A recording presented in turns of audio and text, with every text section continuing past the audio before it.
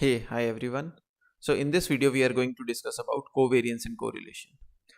तो स्टार्ट करने से पहले let's first understand when to use these. तो जब कभी भी हमें लीनियर रिलेशनशिप फाइंड करना हो दो वेरिएबल्स के बीच में, वी यूज इधर कोवेरियंस और कोरिलेशन. रिलेशनशिप सिंपली रेफर्स कि एक वेरिएबल को अगर हम चेंज करें तो दूसरा वेरिएबल कैसे चेंज हो रहा है. तो लेट्स से अगर मेरे पास दो वेरिएबल्स हैं, एक x और एक y, और अगर x को इंक्रीज करने पे y भी इंक्रीज हो रहा है, और in other words if x is directly proportional to y, तो मैं बोलूंगा कि उनके उन दो वेरिएबल्स के बीच में पॉजिटिव रिलेशन है. और अगर एक को इंक्रीज करने पे दूसरा डिक्रीज हो रहा है, या फिर x is inversely proportional to y, तो मैं कहूंगा उनके बीच में नेगेटिव रिलेशन है. तो जब कभी भी हमें लीनियर रिलेशनशिप फाइंड करना हो दो वेरिएबल्स के बीच में, वी इधर यूज कोवेरियंस और कोरिलेशन. अब कब कौन सा यूज करना है, this we will discuss in detail later. But अभी के लिए जस्ट टू रिमेंबर कि अगर आपको कोई बोले मुझे लीनियर रिलेशनशिप फाइंड करना दो वेरिएबल्स के बीच में, तो आपके दिमाग में डायरेक्टली क्लिक करना चाहिए that I should either use covariance और कोरिलेशन.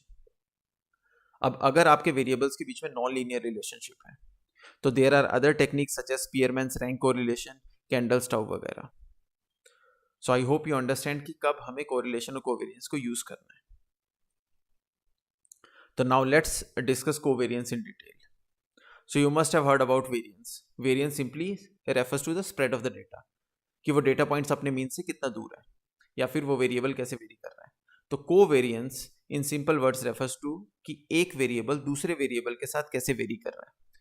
तो लेट्स से अगर मेरे पास दो वेरिएबल्स हैं x और y, और मेरे पास n number of data points हैं, तो covariance of x and y is simply given by this formula, that is equals to summation of I equals to 1 to n. we sum over all the data points, और ith observation अपने mean से कितना दूर है, और simply for the second variable उसकी जो ith observation है वो अपने मीन से कितना दूर है. एंड अगर हम पॉपुलेशन कंसीडर कर रहे हैं, so we divide this formula by n. अगर हम सैंपल कंसीडर कर रहे हैं, so we divide this formula by n-1. ऐसा हम इसलिए करते हैं ताकि जो हमारा जो सैंपल है वो अनबायस्ड एस्टिमेट हो सके पॉपुलेशन का. तो अब इस फॉर्मूला को देख के आपको कुछ बातें क्लिक हो रही होंगी.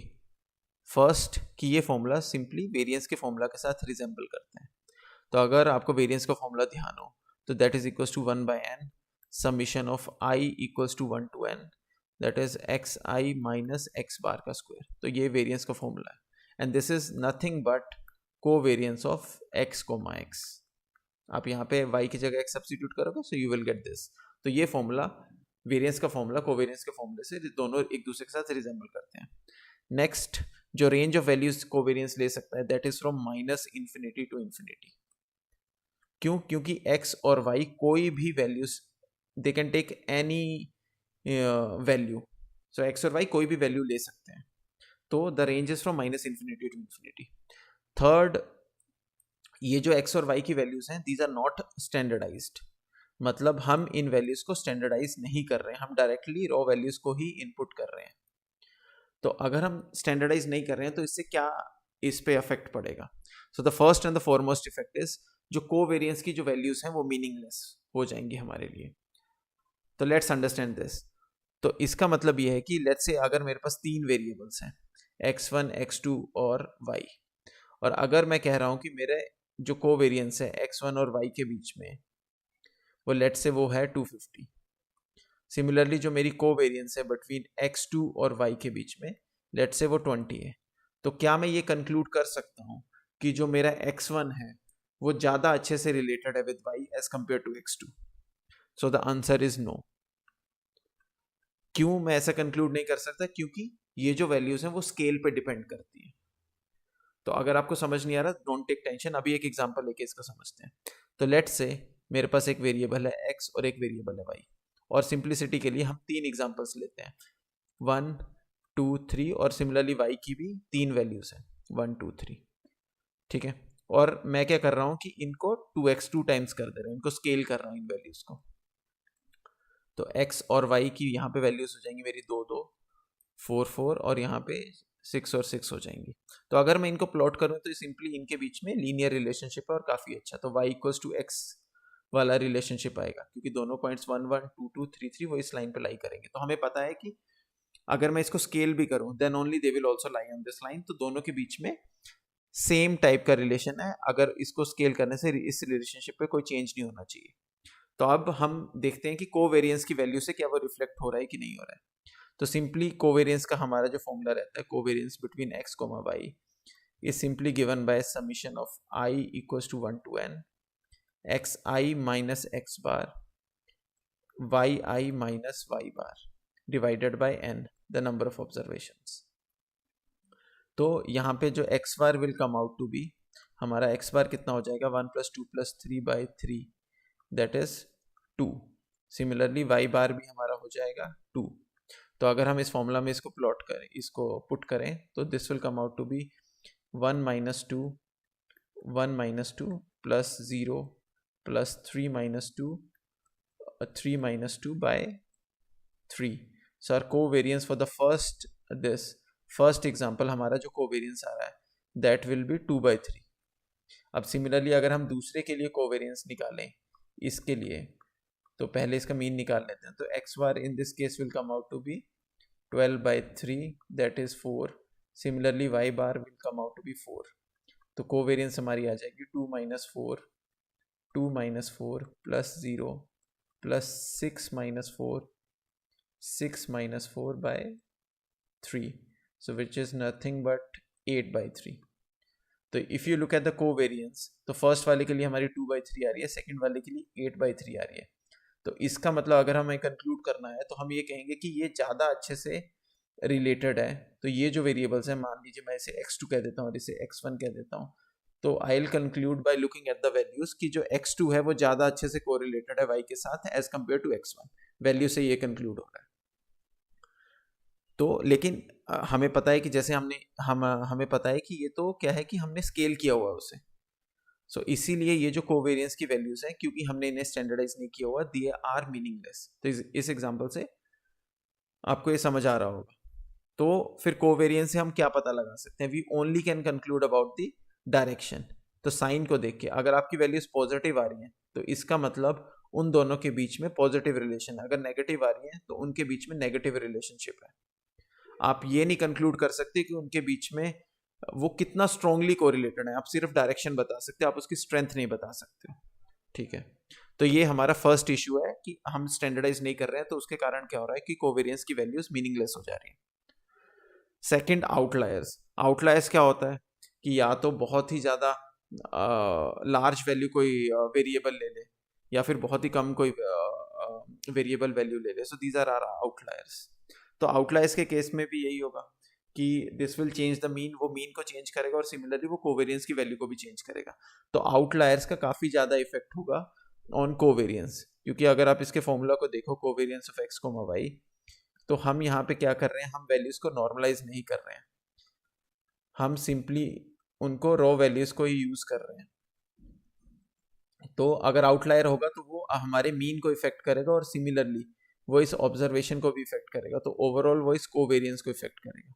तो आउटलायर्स का इफेक्ट काफ़ी ज़्यादा होगा ऑन द कोवेरियंस वैल्यू, जो कि इन वैल्यू, जिसके कारण ये जो कोवेरियंस की वैल्यूज है वो और अनरिलायबल हो जाएंगी हमारे लिए.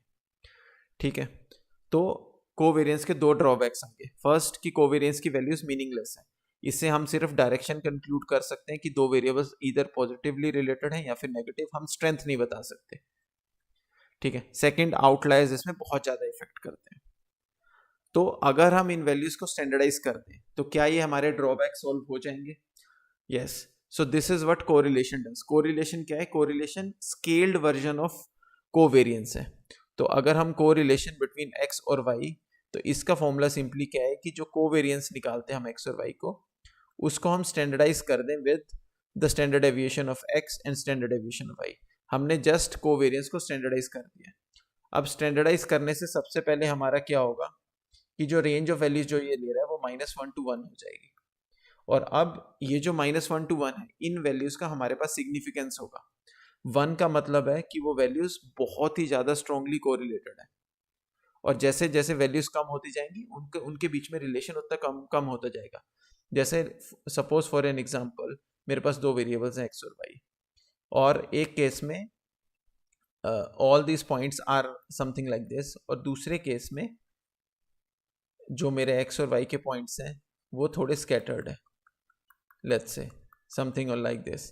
तो मैं कहूँगा कि तो इनमें से अगर मुझे पता करना हो कि कोरिलेशन की वैल्यू किस में ज़्यादा होगी, तो आई विल से दिस, क्योंकि ये पॉइंट्स जो हैं वो ज़्यादा कॉम्पैक्टली इस लाइन के अलोंग है और यहाँ पे ज़्यादा डाइवर्स है, ये डिफ्यूज्ड है थोड़े से। तो आई विल से कि इसका कोरिलेशन ज़्यादा होगा। सो कोरिलेशन बिटवीन x1 और y is more as compare to x2 comma y, और ये वैल्यूज में रिफ्लेक्ट करता है। सेकेंड, आउटलायर्स के केस में, आउटलायर्स के केस में क्या होगा कि जब हम वैल्यूज की हम जो वैल्यूज को स्टैंडर्डाइज कर रहे हैं, तो आउटलायर्स का इफेक्ट होगा, लेकिन कंपेयर टू कोवेरियंस आउटलायर्स का इफेक्ट काफी ज्यादा कम हो जाएगा। So we will have less effect of outliers as compare to covariance. ठीक है, तो जो हमारी दोनों प्रॉब्लम्स थी कि जो वैल्यूज आ रही हैं, जो कोवेरियंस की जो वैल्यूज थी वो मीनिंगलेस हैं और आउटलायर्स का इफेक्ट है, तो हम simply by standardizing these covariance हम उन दोनों ड्रॉबैक्स को सॉल्व कर पा रहे हैं। ठीक है, और क्योंकि हम इससे we divide this by the standard deviation of X and standard deviation of Y, तो दिस इज यूनिटलेस।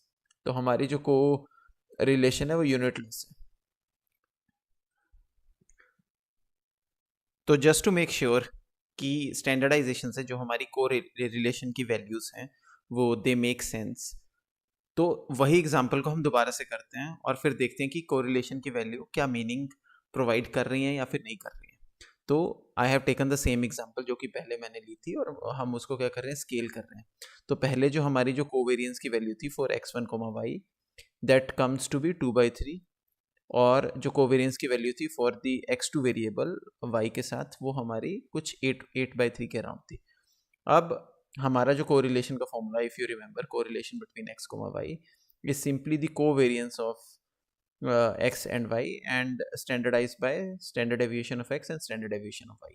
तो कोवेरियंस तो क्योंकि हमने पहले कैलकुलेट कर चुके हैं, तो जस्ट हमें स्टैंडर्ड डेविएशन ऑफ x और standard deviation of y calculate करनी है। तो if you remember, standard deviation का जो फॉर्मूला होता है that is under root of 1/n summation of i equals to 1 to n x i minus x bar का square. So this is the formula standard deviation. तो sigma x मेरा कितना, x1 कितना आ जाएगा, तो simply if I go under root, तो 1/, there are 3 data points, तो मेरा पहले जो मेरा पॉइंट है दैट इज 1 - 2 का स्क्वायर प्लस 0 का स्क्वायर प्लस 3 - 2 का square. So sigma x1 comes to be 1 + 1 2 under root 2/3. Similarly, because y is also same, so sigma y will be 2/3. Now similarly sigma x2, अगर हम calculate करें sigma x2, तो sigma x2 will be under root of 1/3, and this is 4 - 2 का square plus 0 का square plus 6 - 2 का 4 का square. So this will come around 2 square, 4 + 4 8/3. So sigma x2 is 8/3. So the correlation between x1 y is 2/3 divided by sigma x1, which is under root 2/3, and sigma y1, which is also under root 2/3. So this comes to be 1. And the correlation between x2 y is 8/3 divided by sigma of x2, which is 8/3, and sigma of y2 will be 8/3 because both are identical. So this is also 1. So the correlation between x1 and y1 and x2 and y2 1, जो कि expected था, क्योंकि दोनों क्या है, एक दूसरे का scaled version है, और 1 का मतलब है कि वो दोनों heavily correlated है, जो कि हमें अगर हम इन पॉइंट्स को प्लॉट करें तो ये स्ट्रेट लाइन y = x पे लाई कर रहे हैं, जिसका मतलब ये है कि ये बहुत ज़्यादा आपस में कोरिलेटेड है, और जो कि हमें कोरिलेशन की वैल्यू से पता भी चल रहा है। तो इसीलिए स्टैंडर्डाइजेशन से व्हाट हैपन कि अब जो हमारी जो वैल्यूज हैं कोरिलेशन की, दे मेक सेंस, कोवेरियंस की वैल्यू सेंस नहीं कर रही थी, तो ये प्रूव हो रहा है कि जो स्टैंडर्डाइजेशन है that actually help. So I hope you understood कि स्टैंडर्डाइजेशन से क्या इंपैक्ट हो रहा है। तो अगर मुझे दोनों को समराइज करना हो, कोवेरियंस और कोरिलेशन को, तो कोवेरियंस हमें सिर्फ डायरेक्शन देता है, स्ट्रेंथ के बारे में हम कंक्लूड नहीं कर सकते। We can't compare across different context. तो द रेंज ऑफ वैल्यूज जो कि ये लेता है that is from -∞ to ∞। Outliers इस पे ज़्यादा अफेक्ट डालते हैं कोवेरियंस पे as compare to this correlation, and it is difficult to compare across different context, क्योंकि हम स्टैंडर्डाइज नहीं कर रहे हैं वैल्यूज को, तो डिफरेंट पेयर्स को कंपेयर करना कि इधर x1 is more related to x2, ये हम नहीं कंपेयर कर सकते हैं क्योंकि वैल्यू स्टैंडर्डाइज नहीं है। और कोरिलेशन हमें बहुत डायरेक्शनल स्ट्रेंथ देता है, the values ranges from -1 to 1। Outliers का इफेक्ट इस पे कम होता है because of standardization, and because of standardization we can easily compare across different context. Now अब एक और चीज कि अगर आपकी कोरिलेशन की वैल्यू 0 आ रही है, so what does this mean? इसका मतलब ये है कि वो दोनों वेरिएबल्स आपस में रिलेटेड नहीं है। आपस में रिलेटेड नहीं है जब मैं ये कह रहा हूं, तो इसका मतलब वो आपस में लीनियरली रिलेटेड नहीं है। हो सकता है कि वो आपस में नॉन लीनियरली रिलेटेड हो, तो यू नीड टू चेक। आप ये कंक्लूड नहीं कर सकते सिंपली कि वो आपस में रिलेटेड नहीं है, हो सकता है कि उनके बीच में नॉन लीनियर रिलेशनशिप हो। ठीक है, तो -1 का मतलब सिंपली आपको कि उनके बीच में नेगेटिव रिलेशन है, मतलब एक को इंक्रीज कर रहा हूं तो दूसरा डिक्रीज होगा, और पॉजिटिव का मतलब है कि एक को इंक्रीज कर रहा हूं तो दूसरा भी इंक्रीज होगा। तो ये जो को रिलेशन की वैल्यूज हैं, दिस मेक सेंस। ठीक है, तो आई hope you understood this covariance और कोरिलेशन और उसका डिफरेंस। Thank you.